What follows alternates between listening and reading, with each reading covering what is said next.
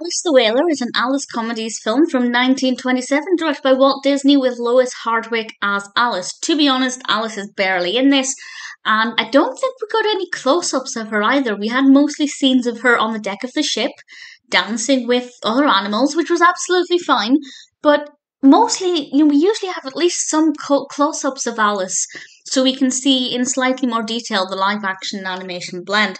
So this one, in terms of being an example of an Alice comedies, it wasn't that great.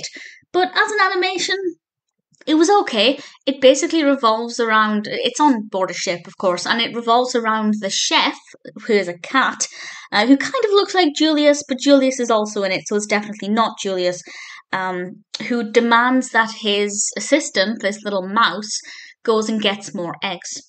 And the egg goes up the mouse goes up the flagpole to try and get the eggs from the birds, but obviously it's not as easy as the mouse would like it to be.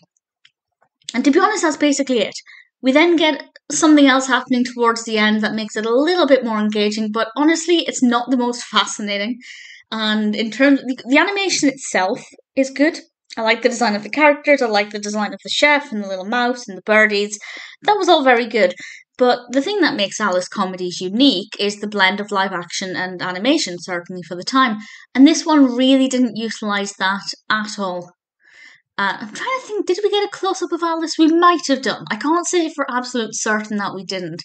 But I remember watching it thinking, I say I remember it, I watched it about 2 minutes ago. But as I was watching it, I was thinking, don't really get a lot of Alice in this. And sometimes that's the case.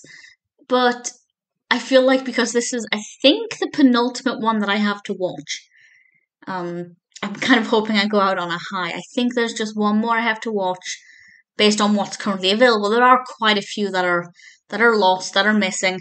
To be honest, if Alice the Whaler had been missing, we wouldn't have been missing out on much. I'm glad it wasn't missing, but it's certainly not one that I would say is a fine example of the style of Alice comedies. The live action and animation don't really work that well together. They're fine, but it's basically no different to just a cartoon with a little bit of Alice in the distance.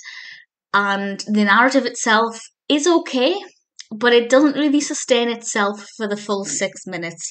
So it's not the finest. It's not terrible, I didn't mind watching it. But if I were to rank all of the Alice comedies, I think Alice the Whaler would probably come quite near the bottom.